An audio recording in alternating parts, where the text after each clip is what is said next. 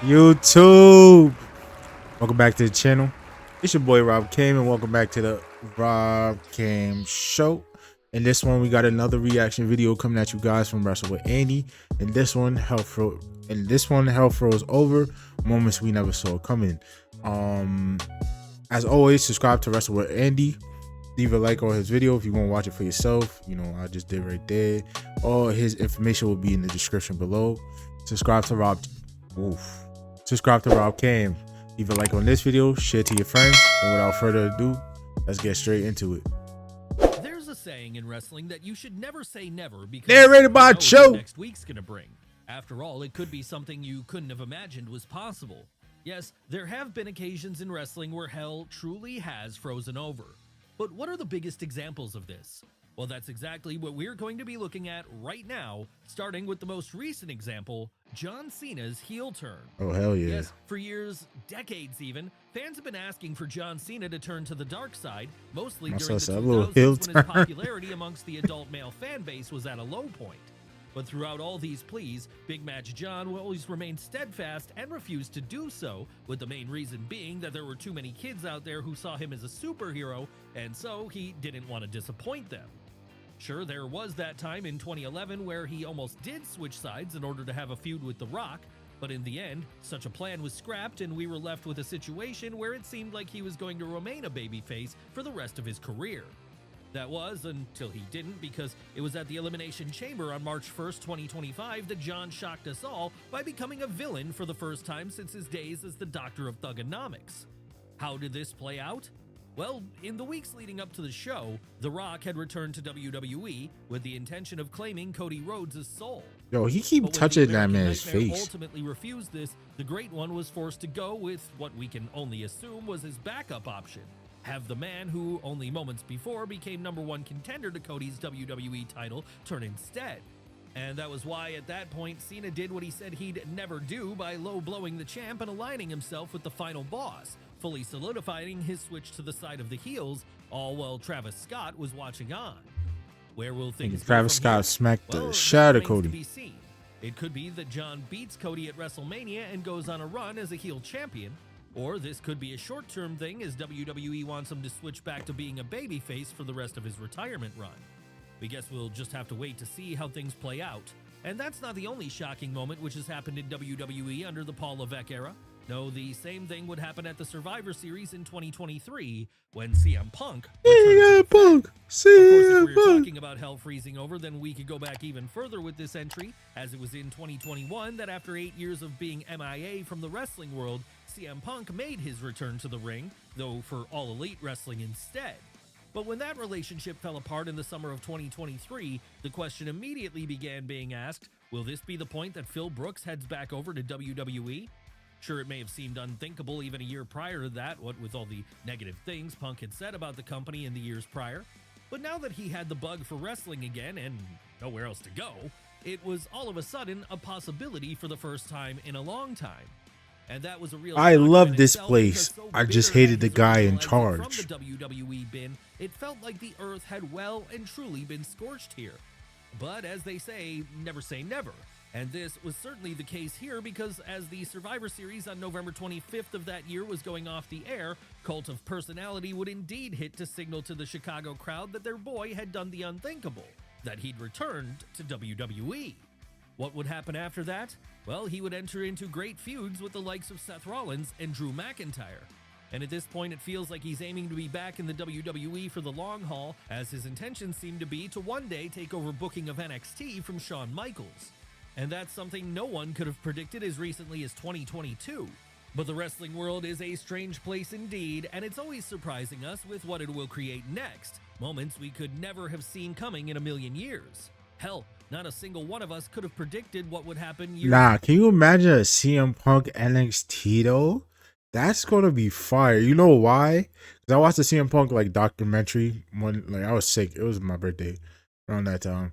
I was sick and I was just watching like YouTube, falling and then I was sleeping. I was watching his documentary, and Paul Heyman taught him how to shoot, write, and all that stuff. So he knows how to do it. So when he gets that opportunity to write, to be the booker of NXT, that's gonna be fire. prior to this in 1991 when the two big leagues of that time, WWF and WCW, collided when Ric Flair joined the WWF with the big gold belt still around his waist. Yes, back then, WCW was the second biggest wrestling company in North America, and while WWF had their own top star in Hulk Hogan, WCW had their own contender for the best wrestler in the world, Ric Flair. And that was why fans spent years fantasizing about what it might be like if the two companies were to work together one day and those two figures were to clash. What no one could have expected, though, was that this would happen in 1991, and under wild circumstances, as it was after having a falling out with WCW booker Jim Herd that Flair would leave the company and instead sign on the dotted line with Vince McMahon. But that still doesn't explain how he had the big gold belt with him when he did show up in WWF. How could that be possible? It would be like if Jon Moxley returned to WWE today with the AEW title over his shoulder. Well, the reason it happened was because back then, when someone won the world title, they had to pay a bond so that they wouldn't refuse to do business after the fact and not drop it when asked. And when Jim Herd told Slick Rick he wasn't going to give him his bond back, the champ assumed the belt was his property. So, since it was his property then, he was free to take it anywhere he wanted, including the WWF. And that was how we got Bobby Heenan arriving on WWF television with the WCW title late that year in anticipation of the Real World's Champion showing up. Obviously then, this would lead to the big showdown between Flair and Hogan, title for title, as we found out who the best was, right? Well, unfortunately no. This match never happened on WWF television at the time. But that doesn't take away from the fact it truly felt like a hell freezing over moment when the Nature Boy first showed up on their TV with the belt in tow, telling everyone that this was the real gold to have and that the WWF's top prize was merely secondary by comparison. Really, in some ways, you could call this a precursor for what was to come a few years later with the Monday Night Wars, an early shot across the bow, if you will, from one promotion to the next. But as we all know now, those wars would come to an end in 2001. As that was when something we never thought we'd see happened. WWF bought WCW. Take your minds back to the turn of the millennium, if you will. Both WWF and WCW are deeply locked in competition with each other, with each side vying for supremacy. Needless to say then, this led to some very exciting television, usually on Monday nights when both promotions were airing their flagship shows. Stunner! Yo, Nitro, Vince never head-to-head. knows how to take a stunner. At times, this led to WCW getting the edge in viewership, as was the case in 1996 and 1997, and at times it led to WWF taking the lead instead, as was the case in 1998 and 1999. Come 2000, though, it was clear World Championship Wrestling was in the midst of a death spiral they had no way of escaping, and this meant it didn't come as a huge surprise when, in early 2001, they went out of business. What did come as a surprise, however, was who would buy WCW after they went bankrupt. And that was because, while the talk at the time had been that Eric Bischoff was trying to purchase it so he could try to build it back up from the ground level again, it wouldn't be him who made the deal for ownership. No, instead that deal would be made by Vince McMahon. Yes, it was on the March 26th episode of both Raw and Nitro that many fans learned for the first time that Vince had indeed purchased his competition, and this meant he now pretty much held a monopoly over North American wrestling. But that wasn't the end of the shocker. No, things would go even further than this because later that night the boss planned to hold a simulcast segment where he would speak to the audiences of both shows and tell them about his plans for the future of WCW. Plans which no doubt involved him crushing them with his boot once and for all. In a sight no one could have seen coming, however, these plans would be foiled when, during that segment, Shane McMahon appeared in the ring on Nitro to announce that, in kayfabe at least, he was the one who had bought WCW, and he was now going to be running it in direct competition to his father going forward. And so like that, the war was back on, or at least we thought it was. In truth, however, all this led to was the invasion angle. One of the biggest letdowns in wrestling as the super showdown between both sides which fans had been waiting for years to see turned into WWF main eventers versus the Crew of Thunder for the most part. But even if this was the case, that initial segment was still shocking enough that it almost certainly broke a few brains. After all, who could have ever imagined the war would end with one side owning the other outright? Maybe if someone like the NWO had been strong for longer, things might have been different. And if that had happened, the invasion might not have been necessary. But it did happen. And a few months after it did, the NWO ended up in WWE 2, creating yet another moment none of us ever saw coming. That's right, when the NWO decided not to be a part of the invasion, presumably because they had big money Time Warner contracts they could sit at home and live off of for a while without even needing to set foot inside of a WWF ring, many assumed we were never going to see the original trio made up of Hollywood Hogan, Scott Hall, and Kevin Nash back in the Fed, or at least not for a long time. But as it happened, it would be in February of 2002, only 3 months after the invasion ended, that they'd choose to make the jump. What was the angle that brought them in here? Well, after Ric Flair had become kayfabe part owner of WWF, Vince McMahon realized he needed to do the unthinkable. He needed to end his own creation. After all, if he couldn't be in full control of it, then no one could have it at all. So this was why, in the lead up to No Way Out 2002, he'd cut a series of promos backstage from his office where he'd talk about injecting WWF with a lethal dose of poison. What would this poison be? Well, it would be Hogan, Hall, and Nash. And this was a statement made in both kayfabe and reality, because in truth, there were many backstage who didn't want the NWO to be brought on board. So controversial of a decision would this be, in fact, there would even allegedly be a backstage poll taken to see if people wanted the New World Order in the company. But when the majority agreed to bring them in, the decision was made. And so it was that at No Way Out, for the first time in almost a decade, the three guys who had almost killed the company returned to WWE as a dominating heel force once more. Or at least they would be this on night one. Pretty quickly, though, they'd turn into little more than cannon fodder for the likes of Steve Austin. And at that point then, the idea of the NWO being treated like a serious threat under Vince McMahon's watch was dead as quickly as it got started. Yes, before the spring was over, Hogan would have turned babyface and the New World Order would be on life support. Again though, none of this can take away from how shocking that original moment of them showing up on WWE Vince TV knows how to was, kill shit. this I don't time know in why. the WCW guises. But that's not the only shocking moment which involved the NWO.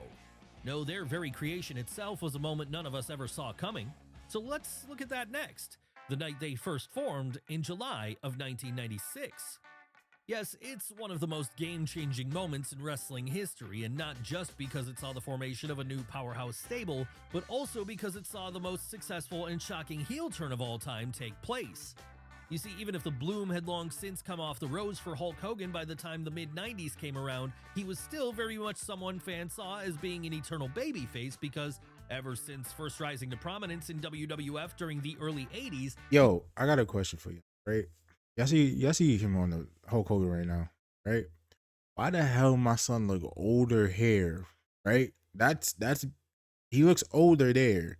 He'd been the eternal hero, Let's keep going. the paragon of all that was He good looks and old as true, hell here. and the man who kids But he's everywhere young, could depend supposedly. on. So when Scott Hall and Kevin Nash jumped ship from WWF in the He summer looks- of 1996 then, and began teasing a third man who was going to join their group of outsiders, no one expected He looks younger it there. would be Terry Bollea who would fill this role.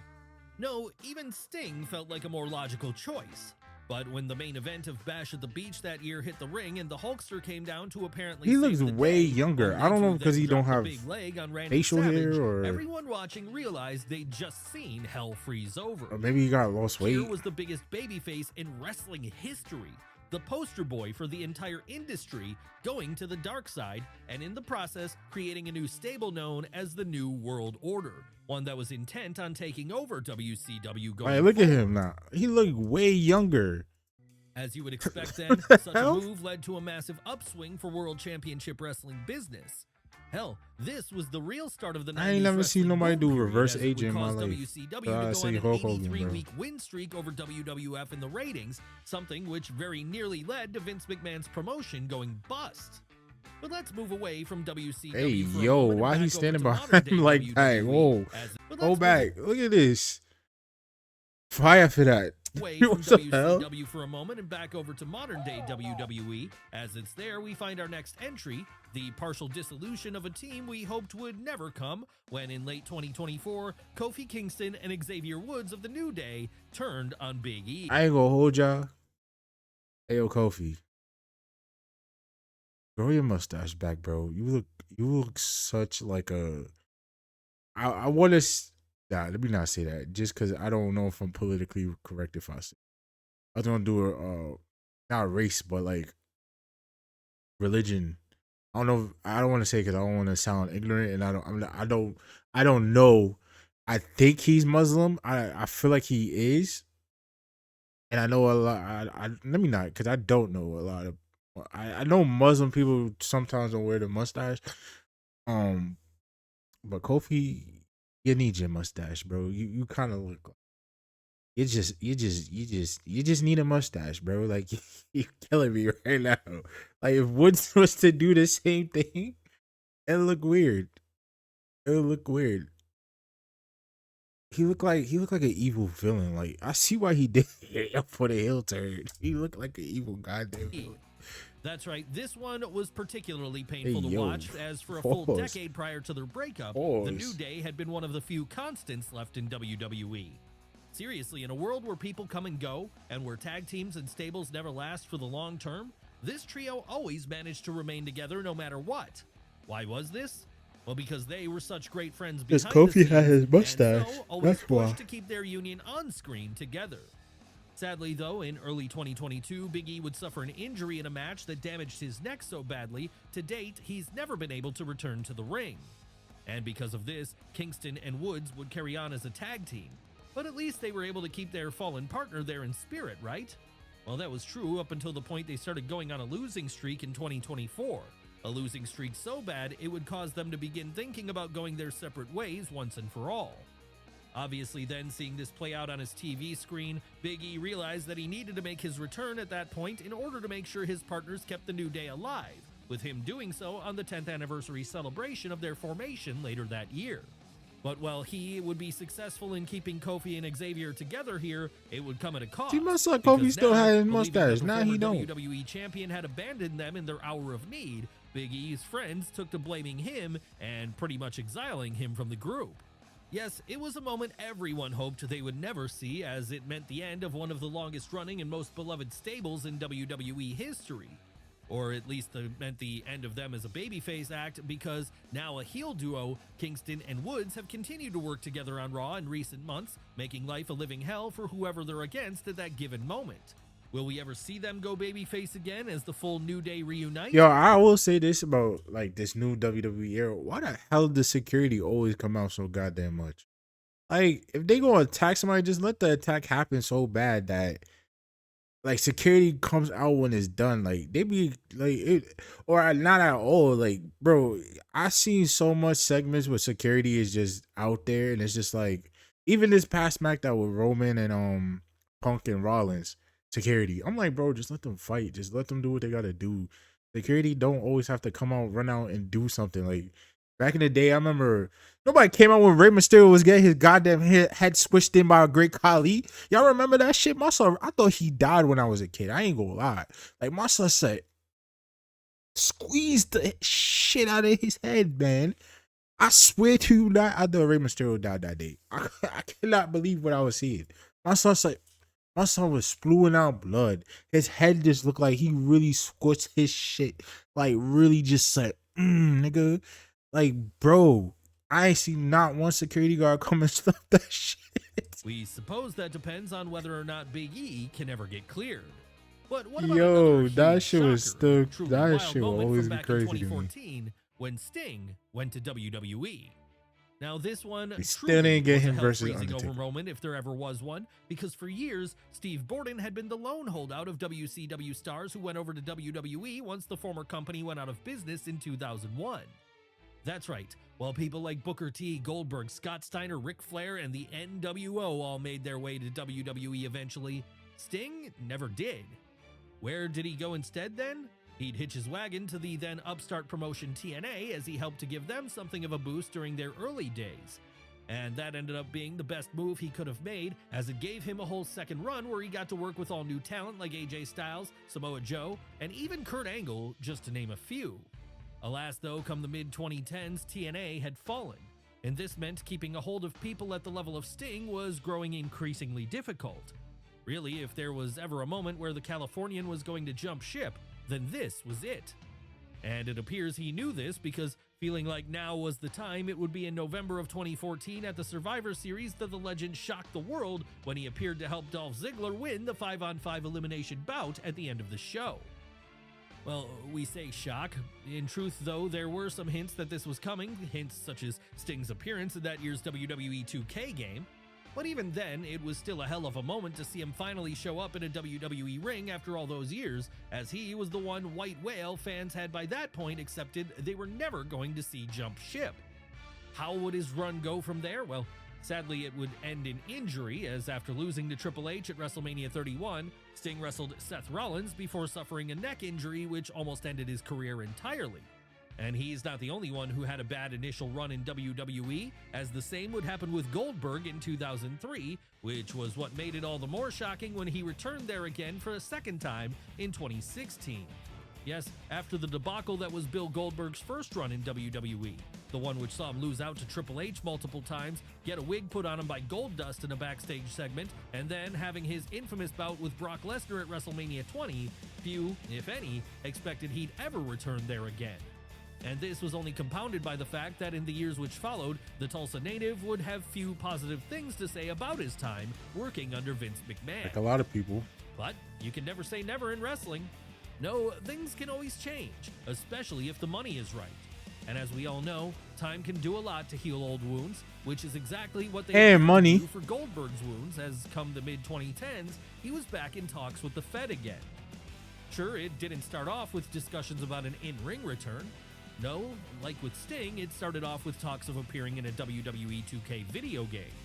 But once this deal was made and the door was opened, things were able to progress further, and so it was that in the lead up to Survivor Series 2016, Bill would indeed appear in a WWE ring again. Why had he come back here? Well, to right a wrong by redoing that bout he'd had against Brock Lesnar all those years ago.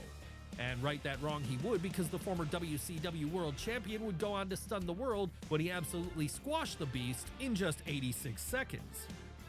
As to what he'd do after that, well, he'd have another great match against Brock at WrestleMania 33 a few months later, and from there, he'd continue to periodically reappear on WWE TV, now as a full-blown elder statesman.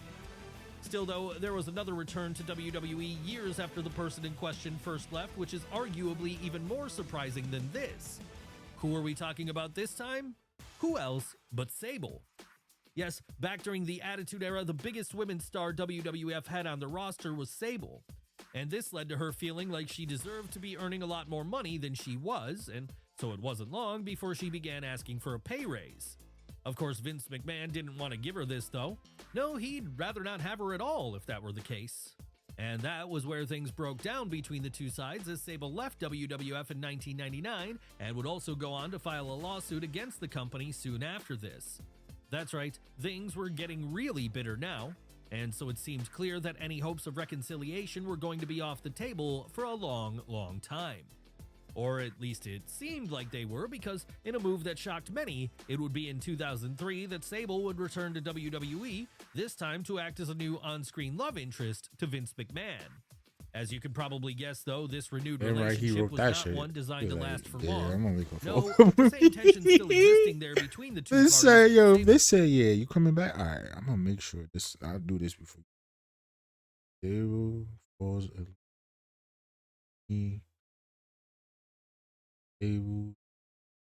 I know he was writing that. WWE all over again by 2004, with her this time being gone for good, as to date she's yet to make another return. But who knows? I think she was. I think she's married to Brock. Then anything can happen in wrestling. Now, all right, that was a good one. Shout out to Wrestle with Andy, of course, as always. Great videos. Go check out his channel. Like I said in the beginning, all his info will be in the description below. Thank y'all so much for watching. Subscribe to Rob Came. Leave a like on the video, share it to your friends. As always, keep doing your thing and make it make sense. I'll see y'all in the next one. Safety.